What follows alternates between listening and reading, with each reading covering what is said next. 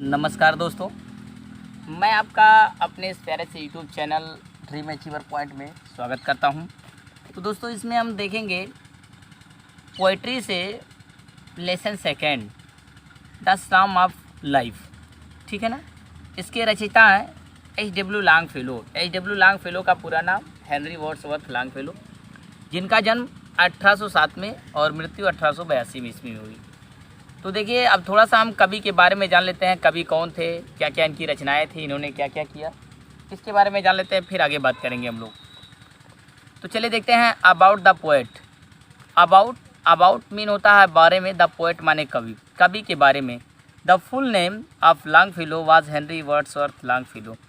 The full माने पूरा, name माने नाम, वाज माने था, लॉन्गफेलो का हेनरी वर्ड्सवर्थ लॉन्गफेलो। तो लॉन्गफेलो का पूरा नाम हेनरी वर्ड्सवर्थ लॉन्गफेलो था। He was an American poet.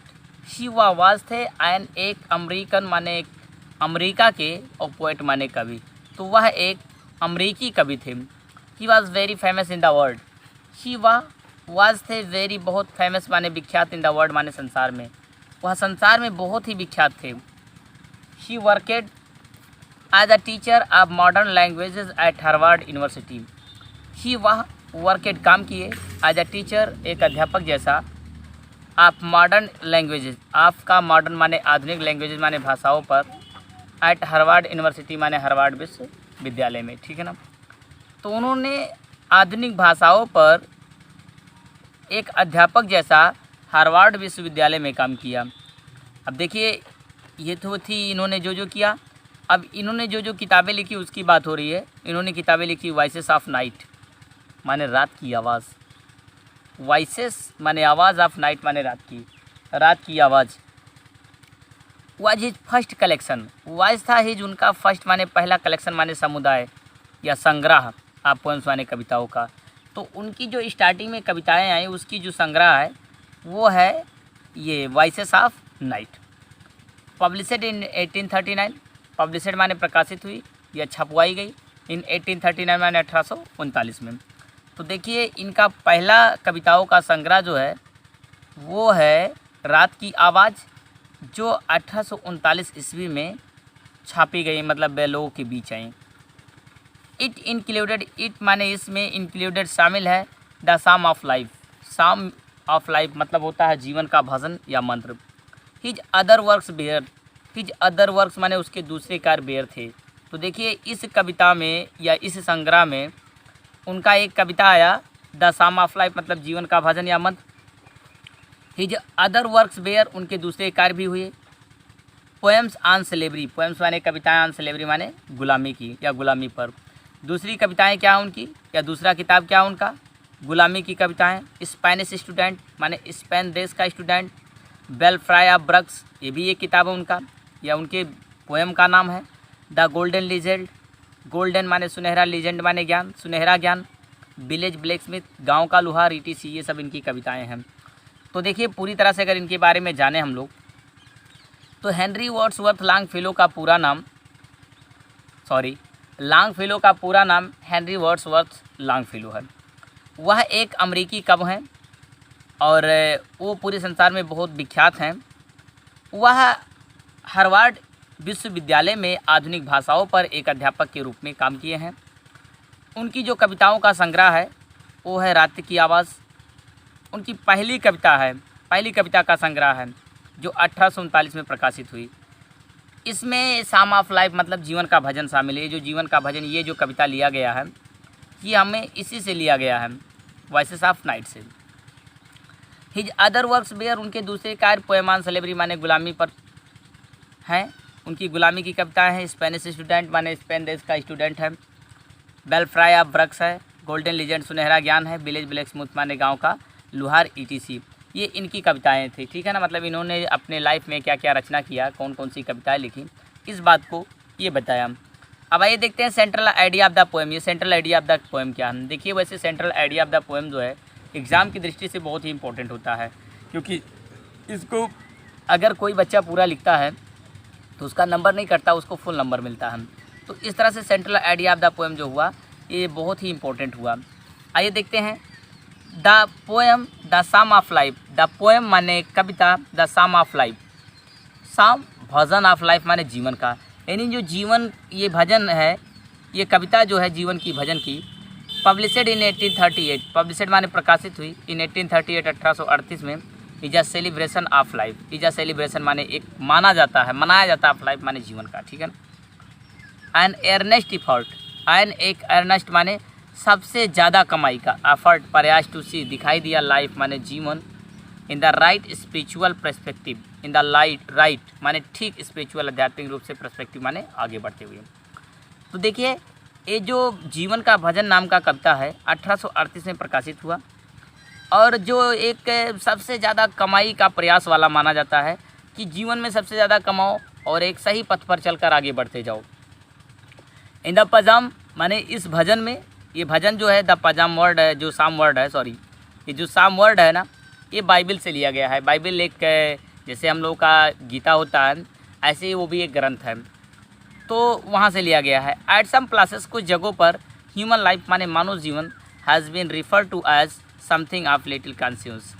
देखिए क्या हुआ, इन द साम माने ये जो भजन है द बाइबल, बाइबल से लिया गया है।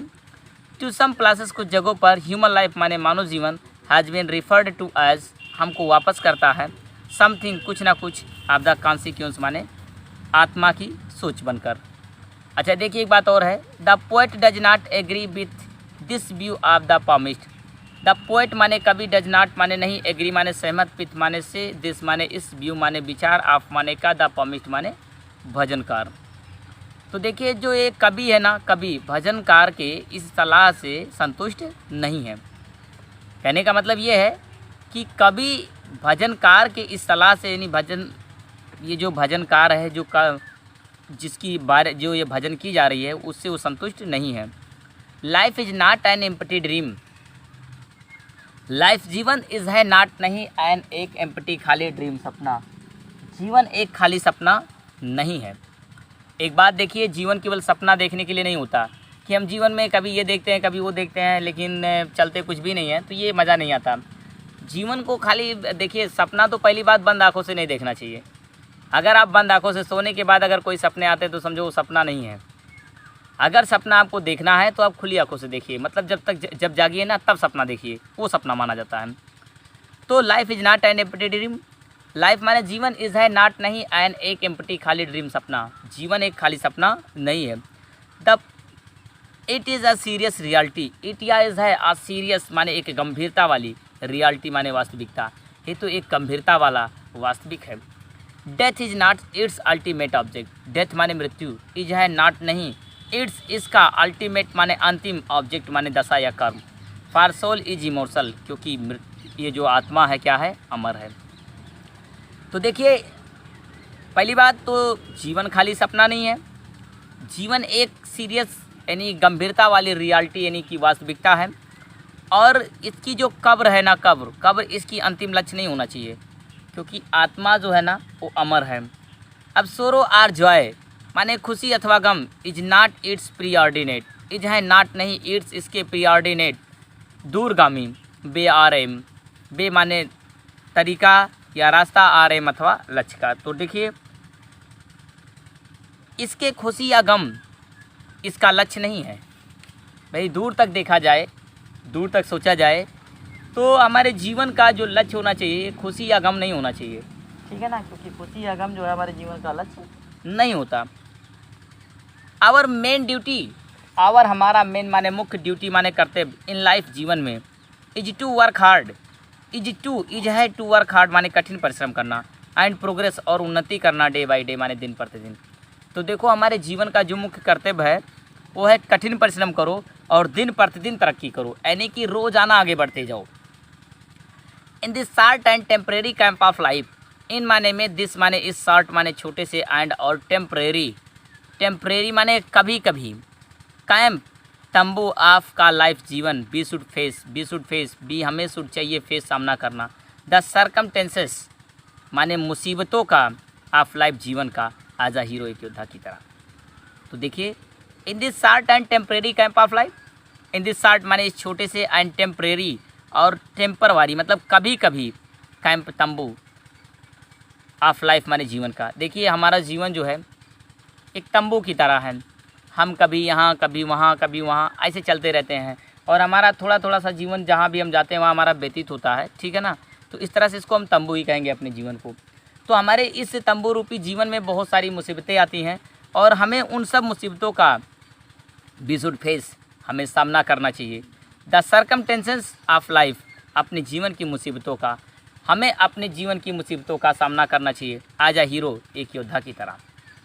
तो देखिए ये जो हमारा छोटा सा जीवन है, जीवन तो सभी की छोटी ही है, बहुत बड़ी नहीं है। तो हमारी जो छोटी सी जीवन है ये तंबू रूपी है, कभी इधर कभी उधर कभी उधर हम भटकते रहते हैं।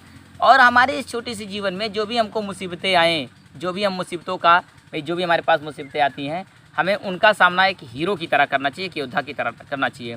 एंड नॉट बी ड्रिवन, और भागना नहीं चाहिए this way or that way, चाहे ये रास्ता हो चाहे वो रास्ता हो। By them like helpless cattle, जैसे चार पैर वाले जानवर भागते हैं। अब जैसे आपने देखा होगा कि जैसे गाय भैंस बकरियां हैं, आपने एक डंडा लिया, इनको जिधर जी में आया उधर मोड़ दिया, ये उसी तरफ चले गए। अच्छा अगर हम भी जिधर मतलब कोई हमको ऐसे मोड़ता रहे हमारे ऊपर, जैसे मान लो एक हैंडल लगा दे, कोई एक डंडा ले ले या कुछ भी, किसी तरह से अगर हमको ऐसे मोड़ता रहे, उधर उसकी जी में आया उधर मोड़ दिया, इधर उसकी जी में आया इधर मोड़ दिया, वो जो कहे वो हम करते जाएं, तो हमारे और उन जानवर में अंतर क्या रह गया। तो हमें अपने इस छोटे से तंबू रूपी जीवन में अपने जीवन की जितनी मुसीबतें हैं उन सब का एक योद्धा की तरह सामना करना चाहिए, ना कि हमें इस रास्ते या उस रास्ते चार पैर वाले गूंगे जानवरों की तरह भागना चाहिए, ठीक है ना। चलिए देखते हैं आगे फिर। We should give up idleness, we हमें शुड चाहिए, गिव अप माने त्याग देना या छोड़ देना, इडलीनेस, इडलीनेस माने आलस से, हमें आलस से छोड़ देना चाहिए। एंड स्टार्ट वर्किंग, एंड और स्टार्ट शुरू करना चाहिए, वर्किंग काम करना। तो हमें आलस को छोड़कर काम करना चाहिए, काम करना शुरू करना चाहिए, ठीक है ना।